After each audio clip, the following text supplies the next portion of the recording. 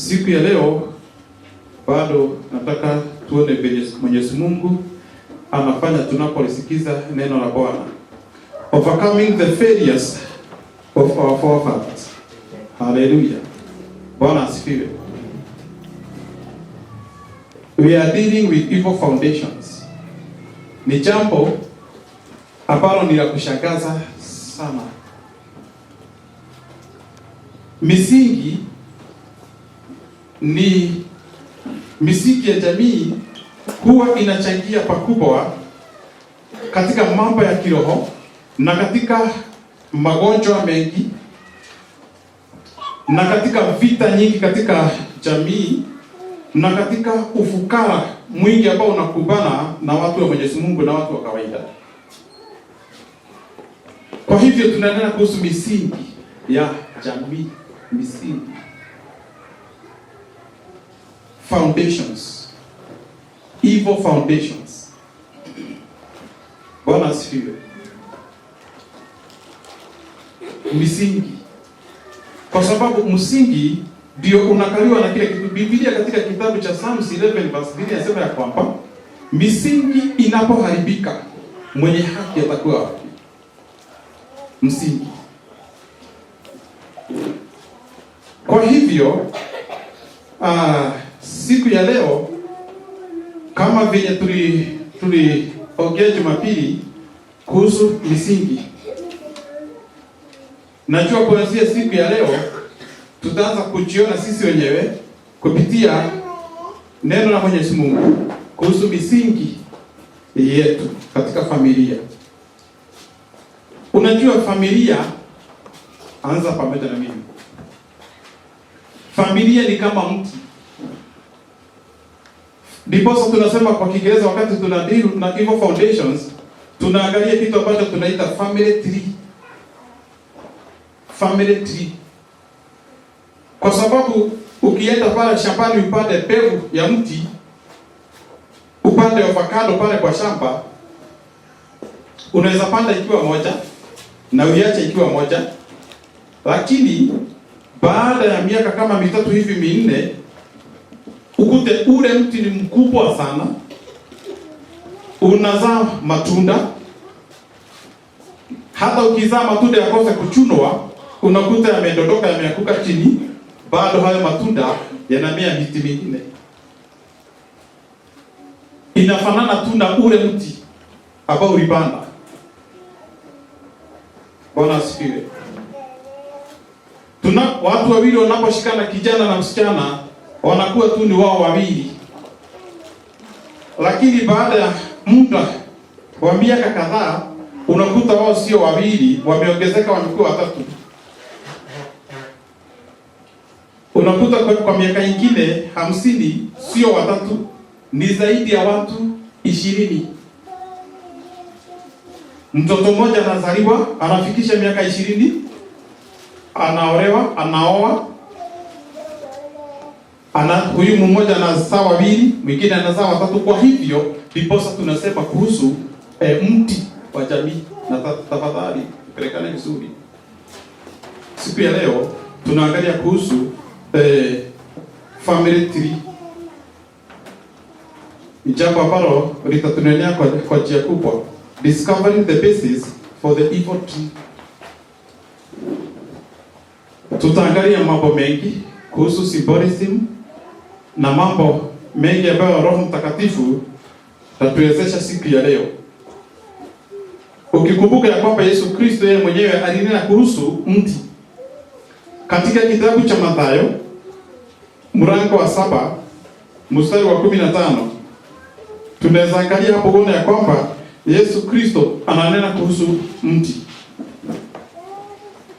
Matthew chapter 7.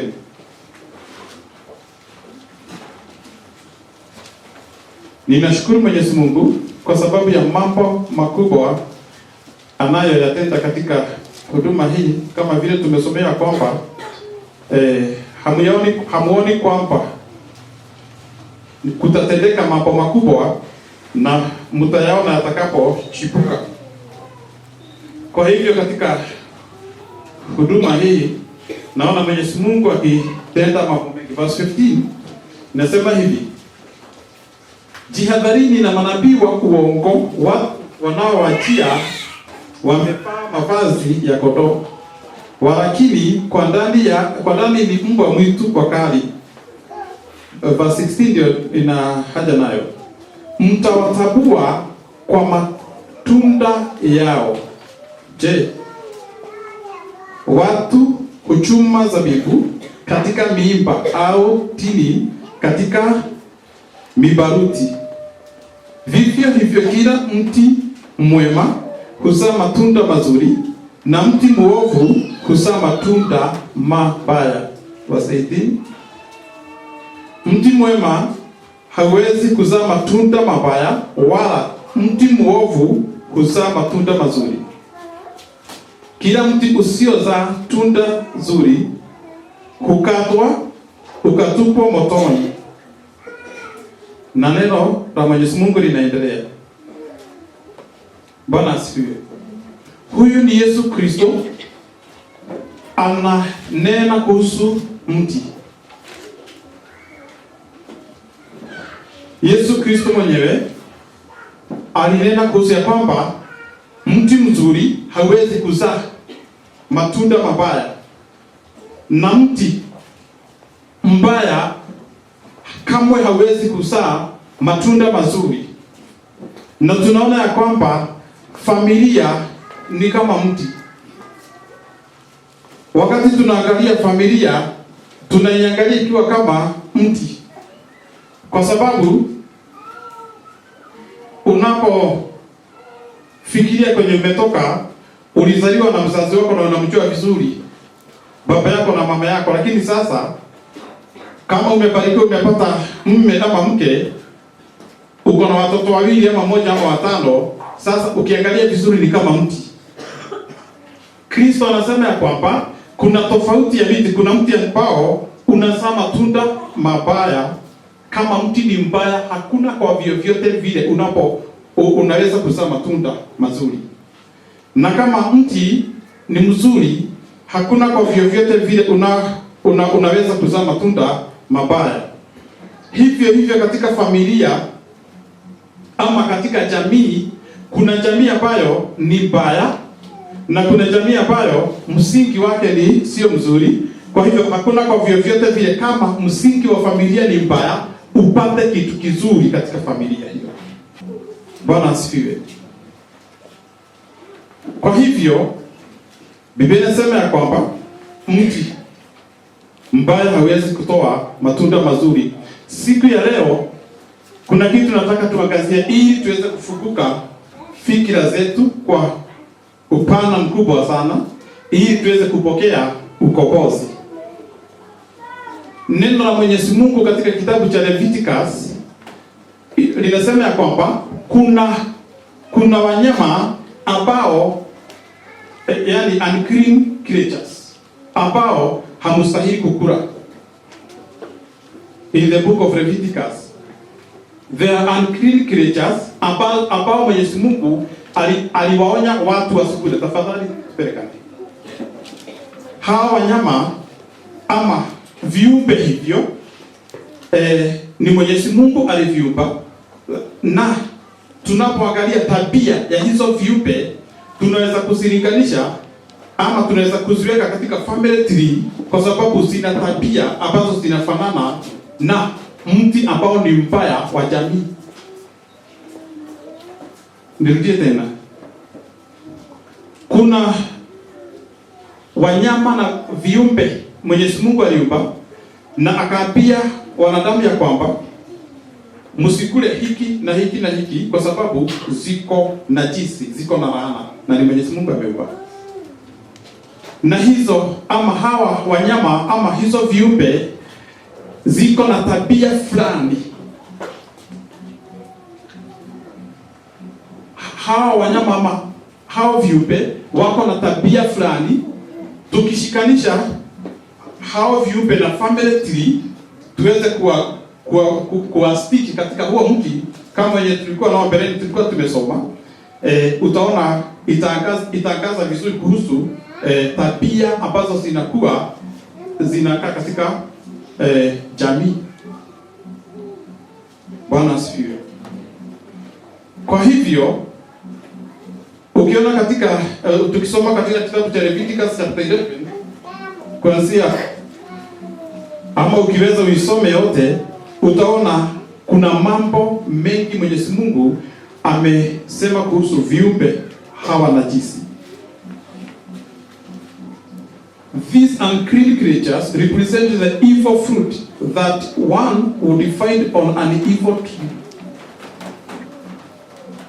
Hawa viumbe, leo nahitaji usikivu wako wa hali ya juu sana, kwa sababu we are dealing with evil foundations. Leviticus chapter 11.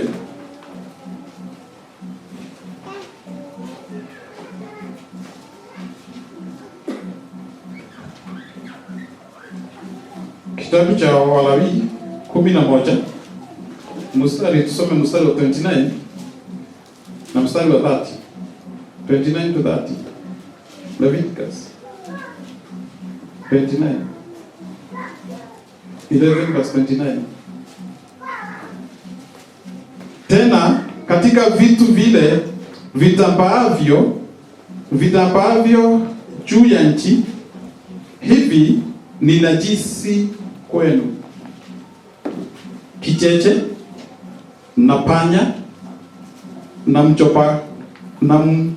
mjobakaka kwa aina zake, na guruguru na kenge na mjuzi na koromoe na rumbwi. Ni kali hizo. Bwana asifiwe. Fikisha hapo. Bwana asifiwe. Unaona kuna wanyama ambao wanatajwa hapo, wengi hatuwajui, ama wengi tunawajua, lakini siku ya leo nataka tuguzie wanyama fulani ama viumbe fulani, katika tuguzie tabia zao katika mtu wa jamii. Bwana asifiwe. We are looking at the symbolism kupitia wanyama hao. Tutaangalia wanyama kama hawa. Nataka uandike: lizards, bats, snakes. Lizard, bats, snake. Hawa ndio tutaangalia tabia zao. Vultures, frogs, spider, scorpion, hornets, H-O-R-N-E-T, tortoise. I repeat: lizard ni mjusi, bat, snake, vultures, frogs, spiders, scorpion, hornets, tortoise. Bwana asifiwe. How many are they? 10. Yeah. Tunapoendelea na ujumbe wa msingi wa jamii, tafadhali tukimalizia hayo tutakuwa tumeingia ndani sana katika kudili na mizizi ya familia, ama kudili na the failures of our forefathers kwenye walituambukiza. Hawa wanyama ambao mnaona hapo tumetaja ni baadhi wa wanyama kadhaa, lakini tabia zao zinashirikishwa katika mti wa jamii, na tutaona mambo mengi kuhusu hivyo. These unclean creatures represent the evil fruit that one would find on an evil tree. Each of the creatures represents the nature of specific sin tendencies. Kila kiumbe hapa kinasimamia asili ya dhambi inayoishi katika jamii. Viumbe hivyo, kila kiumbe katika hizi viumbe inasimamia, represents the nature of specific sin tendencies. Hallelujah. Sin pattern or sin tendencies. The word of God declares in the book of Exodus chapter 20 verse 5.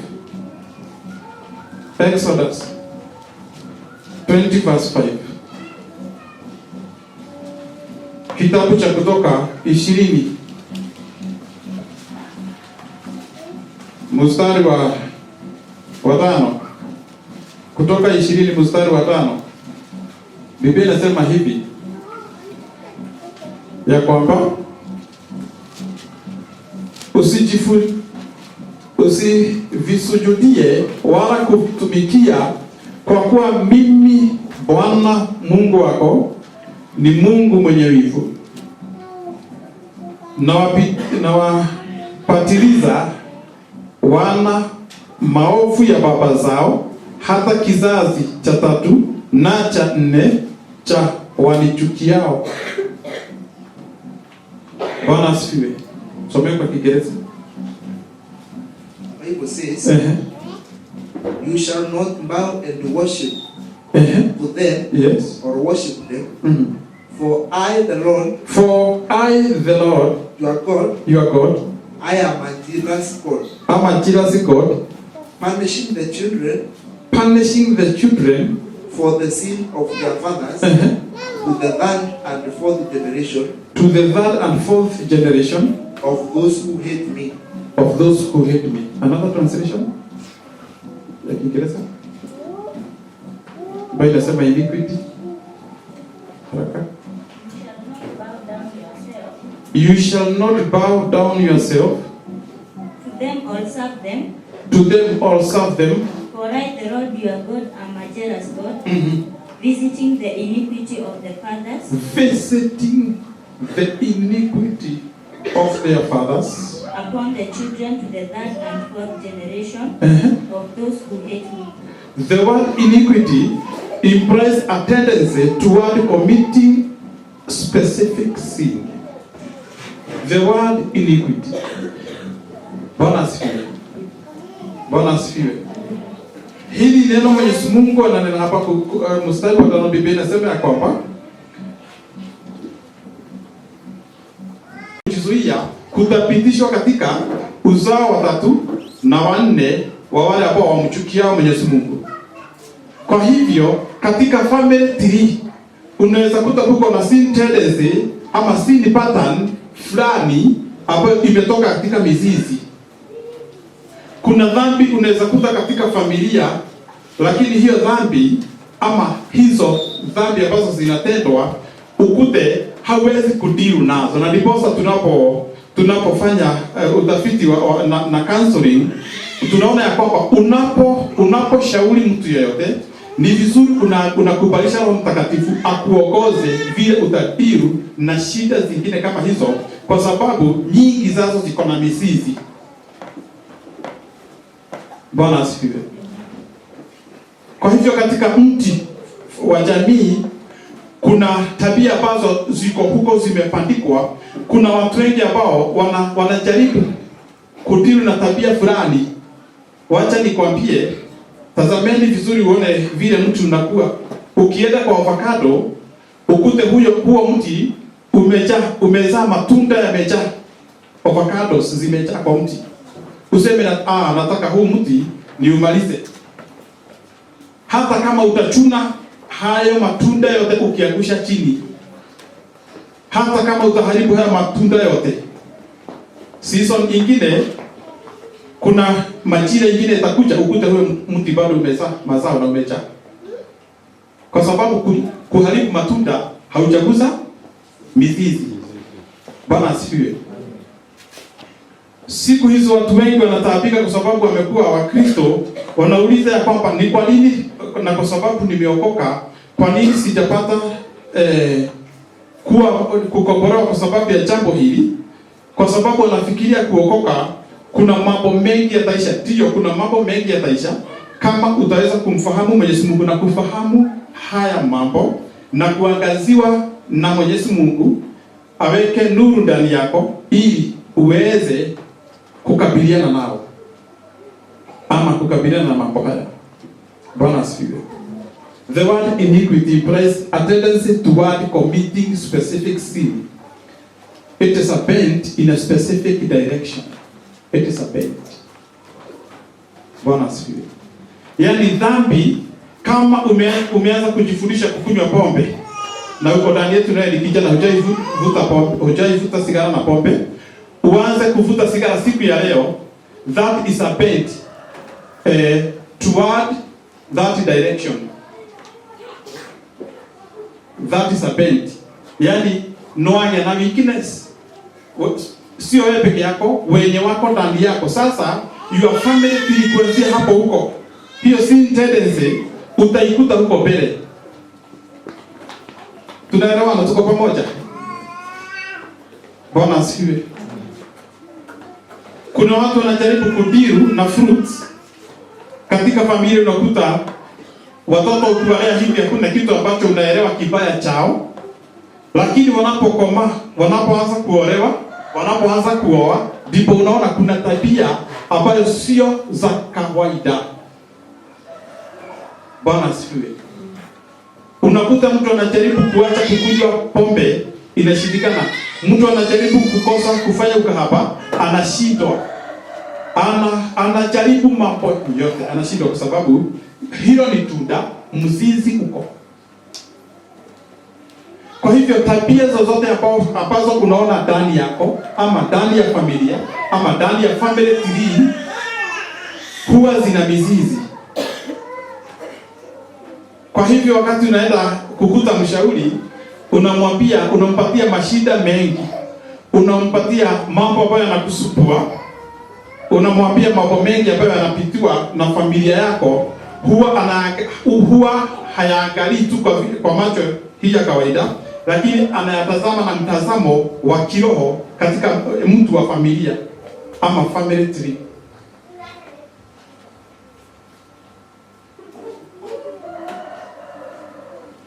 The word iniquity.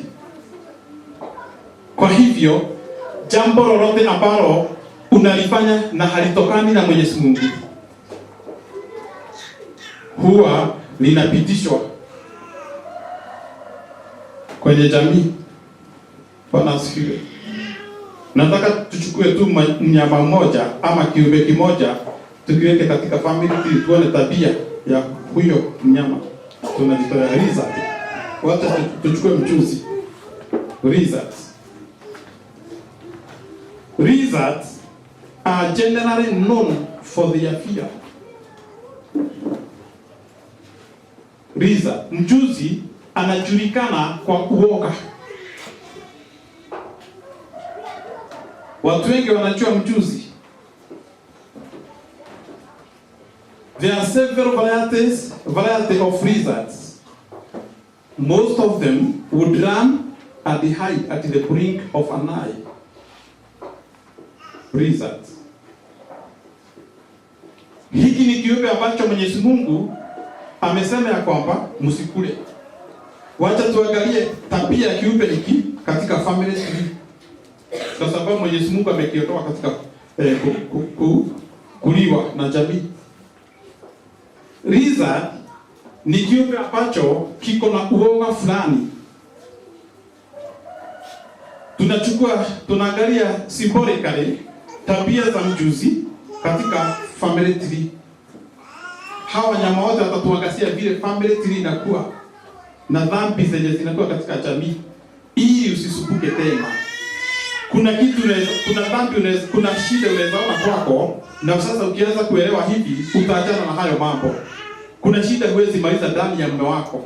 Kuna shida huwezi maliza ndani ya mke wako. Mtasuguana mpaka mwisho. Lakini sasa ukianza kujua hivyo, utajua okay, hii tabia iko na mizizi. Kwa hivyo hautamchukia tena, utakuwa free.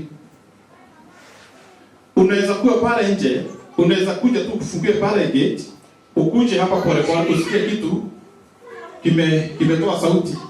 Kwa hivyo kitu kia farfari hapa. Ukiangalia kwa ukuta hakuna kitu. Lakini unaposubuka unakuta mchuzi amejificha kidogo na mti. Yaani amekuona akiwa hapa, ametoroka kidogo amejificha hapa. Bwana asifiwe. Kufungua macho tu unakuta amejificha. katika family tree unaweza kuta tabia hiyo ya uoga katika familia, na sio uoga ambao unatoka kwa Mwenyezi Mungu. Ni fear ambayo inatoka kwa shetani na imeletwa ili iweze kuharibu hiyo family, na ni mtu fulani alisababisha kukakuwa na huo uoga. Tunaangalia mambo mazito sana katika mti wa jamii. Tumeanza na kile kidogo. Lizard. Bwana asifiwe. Unaweza kuta ya kwamba mtu ana mambo mengi anayoweza kutenda, ana potential. Mnapoongea ni vizuri, nasikia huyo mtu anaweza fanya mambo mengi, lakini hawezi kubali kuonekana mbele za watu. Unakuta uko na mzee, lakini ukimwambia tu aende shule, aende kwa ofisi ya headmaster au head teacher aweze kusema vile atalipa karo, hawezi enda. Hawezi enda mbele ya mwalimu mkuu hivi. Okay. Nakwambia mama enda. Unakuta vile wazee wanajitolea, wanaenda kurisk, wanaenda kwa banki kutafuta pesa, kujaza mikopo, waweke biashara. Unakuta uko na mzee lakini ako na uoga wa hali ya juu, na sio uoga wa usiku, sio uoga wa giza, lakini ni uoga wa kuogopa binadamu. Haleluya.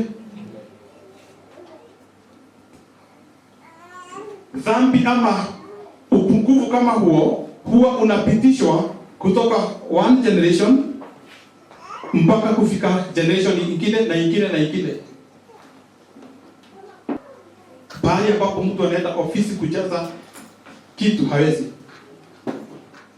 Unakuta mtu ako na hekima, ni mama, anajua kupika vizuri sana, ni mrembo, lakini popote ambapo kuna mtu wamepita wawili ama mtu ambaye amesoma, hawezi mama mbele yake.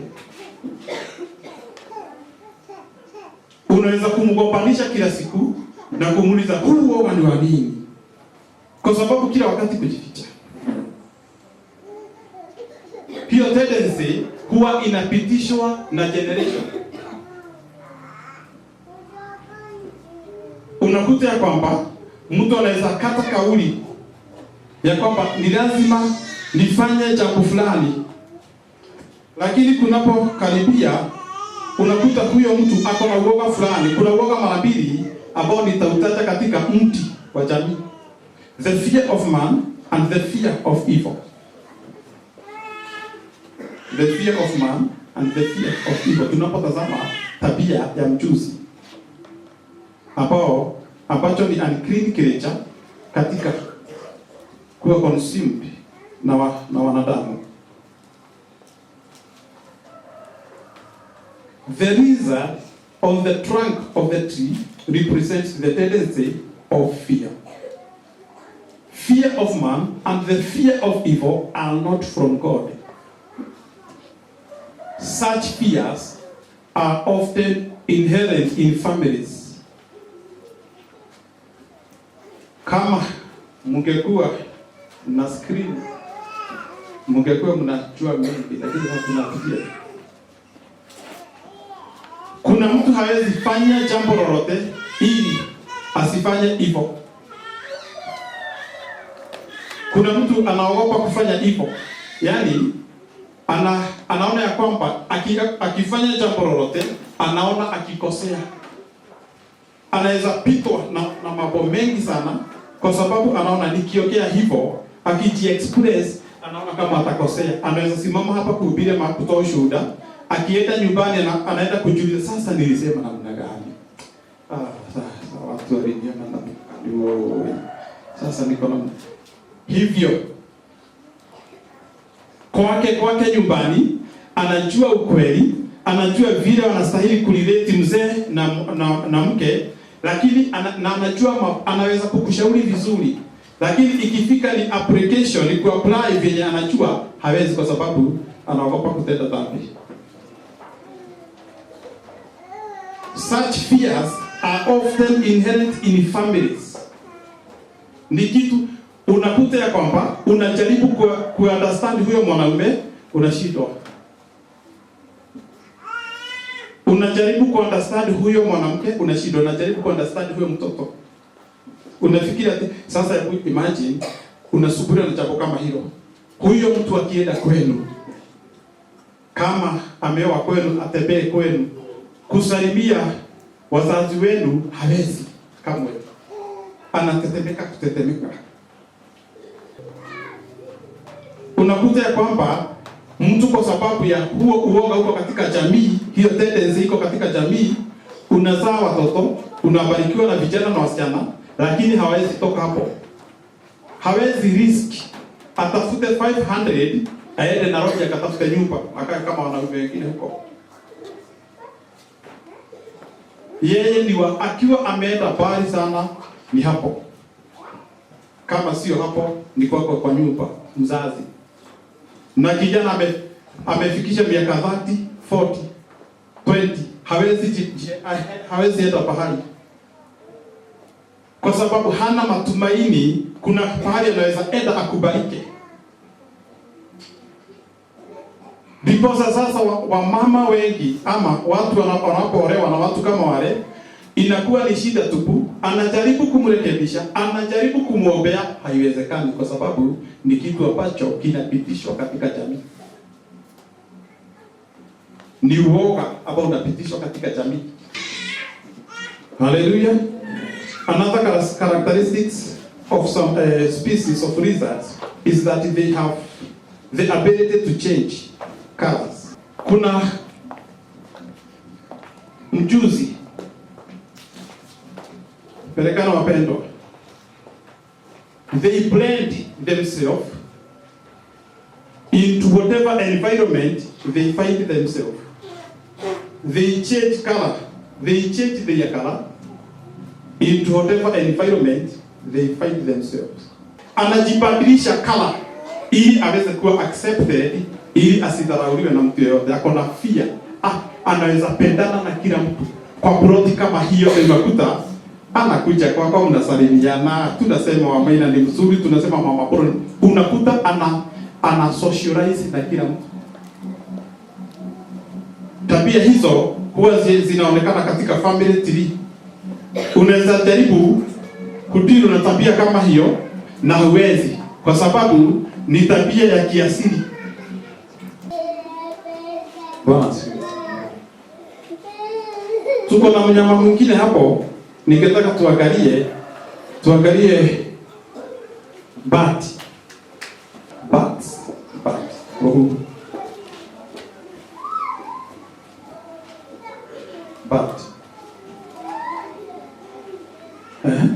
Bats are known for being blind.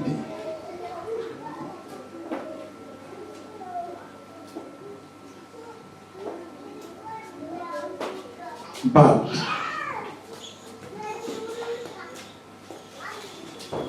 Deuteronomy 14 verse 13 yasema namna gani? Ili tuone kuhusu hiki kiumbe. Biblia inasema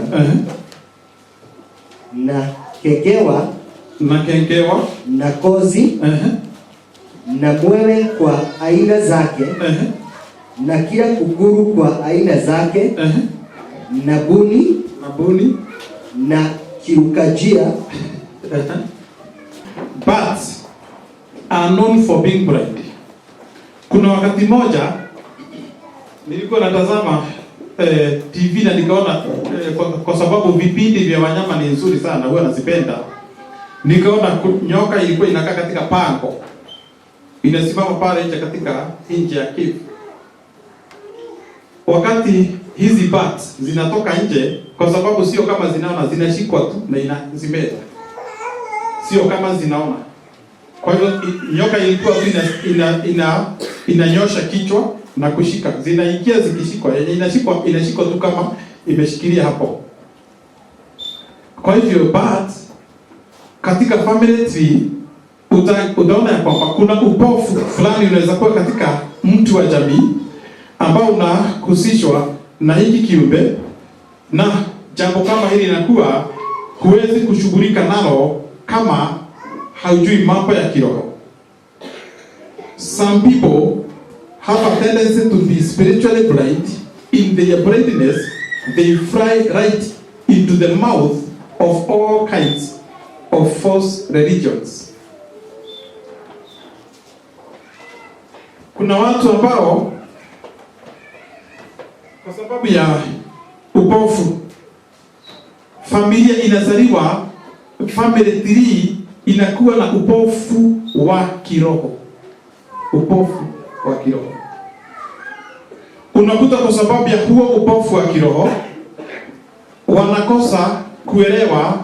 Unaweza kuta ya kwamba ameingia katika religion yoyote ama dhehebu ama mambo yoyote ya kiroho. Unakuta ya kwamba kuanzia babu, yes, ndio wanasema ni wa kanisa, lakini wote hata wanaposhiriki hayo mambo ya kanisa na mambo ya Mungu, ukiyatazama vizuri ni mambo ya giza.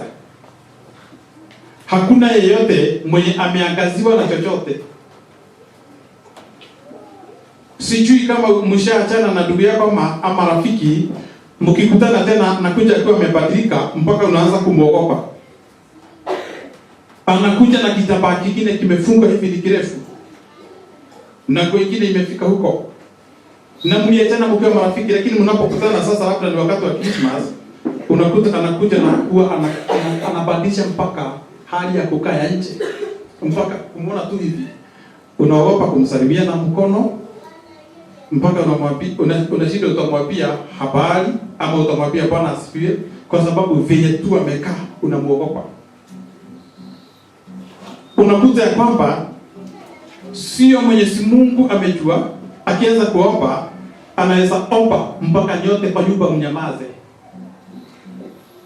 Akianza kufanya mambo ya kiroho mnaweza kumuondokea, lakini mnapotazama vizuri mnamuogopa badala ya kumpenda, badala ya kuwa attracted kwake, mnaanza kusikia hamuingiani. Haleluya! Mshakutana na watu kama hao, spiritual blindness. Kuna madada zetu na madugu zetu wako hivyo. Unakuta your older brother,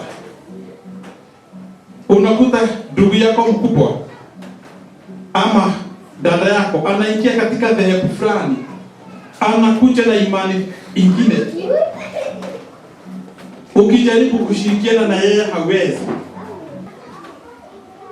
Bwana asifiwe.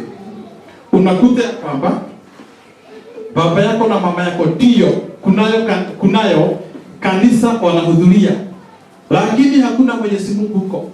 Haiwakatazi kukunywa sigara, haiwakatazi kuvuta bangi, haiwakatazi kuoa wanawake wengi, lakini ni dhehebu, spiritual blindness. Hii inakuwa katika jamii. Haleluya. Tushalelewa huko. Hakuna jambo lolote ambalo linakatazwa katika dhehebu kama hizo. Lakini unakuta watu wanaoa tu vizuri. Kwanza kuna watu wanafaa zile manguo kwa kila Jumapili lazima afanye, sio kama mimi sio lazima nisifanye. Unakuta ya kwamba blindness yenye iko huko. Watu wanatoka huko kwa sababu hawana msaada, wanatoka mate. Kama mtu ako na mgonjwa, unamkuta kata fare, anaenda mpaka Thika kwa kabila mwingine kwa sababu anatibiwa huko ndipo anatoa nguvu zake. Unasikia akisema ya kwamba na tutatengenezwa hii hapa. Unaweza fikiria ni kutengenezwa nyumba ama kutengeneza uga. Sio hivyo, ni kutengeneza, kuletwe vitu ziwekwe na Sunday wako kanisa na bibi na wanakaa pale mbele. Dhehebu kama hiyo, spiritual blindness. Hii tendency iko katika familia. Kama unaona umeanza kujua nuru, jua ya kwamba Mwenyezi Mungu anakupenda. Tumpigie Bwana Yesu makofi. Kuna pale tunaenda, wakati tunaenda nje kuhubiria watu, kukutana tu hivi na mama fulani, unaona vyenye anaogopa, kwa sababu dhehebu yenye anaitanishwa nayo imemweka blindness. Hawezi agaziwa na nuru yoyote. Bwana asifiwe. Tunasema ya kwamba some people have a tendency to be spiritually blind. In their brightness, they fly right into the mouth of all kinds of false religions. Frogs are known for multiplication and for their jumping. Hii ni dhambi inakuwa katika jamii. There are also people who have tendencies to jump into situations without thinking. Yani chura inajulikana kwa sababu ya kuzaana, multiplication. Kuna ingine ilikuwa imeingia tank. Hii iko hapa nje. Nilikuwa nimesikia hapa nikiwa ninasikia kakitoa sauti. Wakati nilienda kuangalia nilikuta zilikuwa 8. Na imetega mayai mengi. Frog. Chura inajulikana kwa multiplication. Na pia kwa kurukaruka. Unaweza ikuta hapa inairuka kiko. Inaweza ruka pale, hata inaweza ruka kwa moto. Kuna family, katika family tree unaweza kuta hiyo tabia ya chura na iko karibu katika kila familia. Unaweza kuta kuna watu anaweza ruka katika situation hiyo yote, unaweza kumkuta hapa akiwa hapa. Ushindwe ni kwa nini wamekosana na mama Fred. Yaani anaweza ingia katika situation hiyo yote bila kujielewa. Kuna wengine katika hii tendency katika familia, unaweza kuta mtu ni wa kurukaruka. Kwa mwaka mmoja anaweza ruka kwa vitanda zaidi ya 5 ama vitanda 10. Na ili hali Biblia inasema ya kwamba siwe watu wa usinifu ama adultery ama fornication, ni vitu ambazo Biblia inakataa. Lakini unakuta katika familia, hata kama ulikuwa na hope ya huyo msichana wako, umemsomesha vizuri, ndio sasa anamaliza form 4. Hata kabla amaliza form 4, hii tendency unaikuta. Unaona namna gani? Unakuta amechelewa leo kwako. Utarealize ya kwamba penye alikwambia alikuwa sio huko, alikuwa kwa kijana fulani, unafikiria ni mtoto. Unamhando kama mtoto, alikuwa mama, alifanyika mama last year but one. Wewe unajidanganya sana ati ni msichana. Na wakati huo anaruka hivyo, hana control. Unafikiria kwa sababu mzee amekuwa amepeleka mahali, unafikiria ametosheka. Baadaye unakuta ya kwamba jirani mwenye mnakaa na yeye na ni mama mzee, wamama wenye wameolewa hapo, yeye ameruka kwa wao mama wote. Hii tendency ya chura. Unakuta mtu anajaribu vile atafanya ili kwake kuwe sawa, anajitolea katika kila hali. Unakuta ya kwamba huyo mzee, huyo mama, vile unaanza uliambiwa kwamba akona urafiki na mtu pale, na ukaenda ukashuhudia ukafikia tabadilika, unakuta ni tendency, ni kitu, ni pattern ambayo inajiripiti hivyo. Bwana asifiwe. Kwa hivyo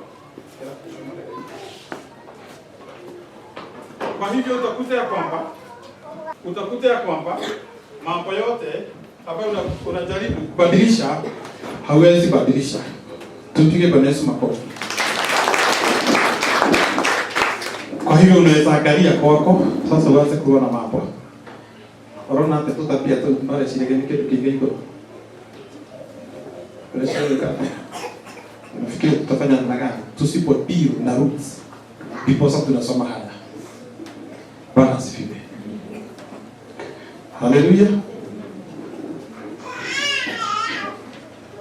Tunasema kwamba the frog is a symbol of carnal or sexual sin tendencies. Bwana asifiwe. Kwa hivyo kuna mambo mengi ambayo hatuwezi maliza siku ya leo. Wacha tuende mnyama mwingine mmoja tumalizie. Tutaona hiyo ingine siku nyingine. The vulture. the vulture is an unclean bird. We associate the vulture with dead animals. Tai katika family tree, tabia ya tai katika family tree ni kuhusishwa na vitu ambazo zimeoza. We know that by nature the vulture eats creatures that have already died and began to decay. Therefore, the vulture is a symbol of tendencies that are associated with death. These would include suicidal or homicidal tendencies. Unakuta katika jamii watu hawakai sana bila kusema kwa hivyo wakati unaona mtu akijaribu kucommit suicide na anaposema mimi naweza kunywa sumu ama ana attempt ama anajaribu kununua dawa na kuweka kapa pale, nisikizeni vizuri, sio ya kwamba unaweza fikiria ni kurogwa tu. Ni vile kumefika, ni lazima hiyo spirit iwe provoked, isimame. Nisikize.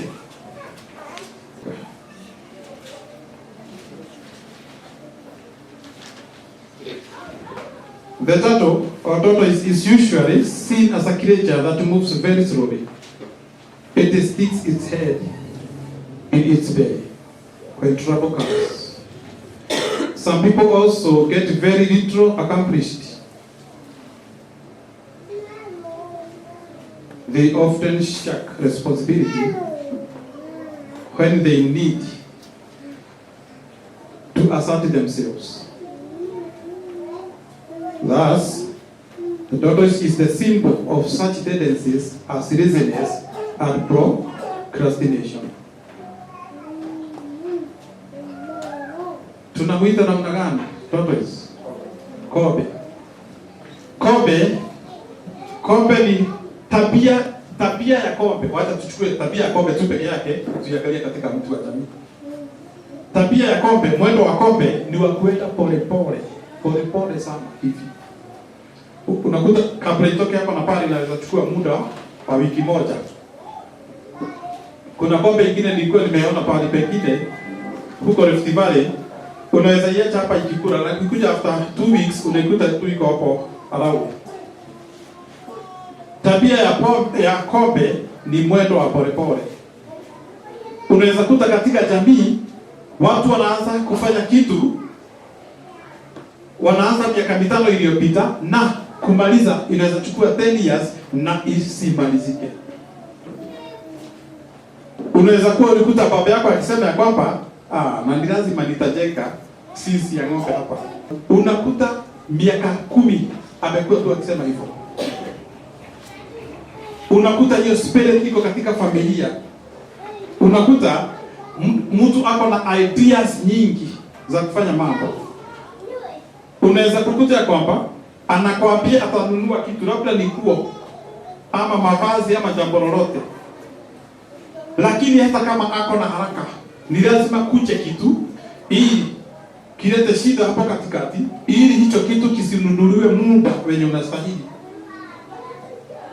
Unakuta kukamilisha jambo hivi inaweza chukua muda wa miaka mingi. Hiyo tendency ni kitu ambacho kinakuwa katika jamii. Unaweza kuta mtu alianza ulihama kwenu 10 years ago. Uliacha mtu amejenga nyumba iko hapa foundation. Unakuta tu iko hapa foundation na yeye yako. Na mkikaa kuna plani nyingi sana, hata nakwambia siku hizi hata anafikiria mambo mengi, hata anaweza nunua gari, lakini nyumba foundation penye iko etora kana. Huyo mtu wateni hata sio hivyo. Unaweza kuta hata kanisa kama hii iko na hiyo spirit ya tortoise. Mukijaribu kuexpand, mukijaribu kuingiza, mkifika mahali fulani, unakuta ni lazima kuche kitu kiwaangushe mrudi chini. Unatazama aje kwenu katika familia? Bwana asifiwe. Such a bent may be passed from one generation to another. God bless you.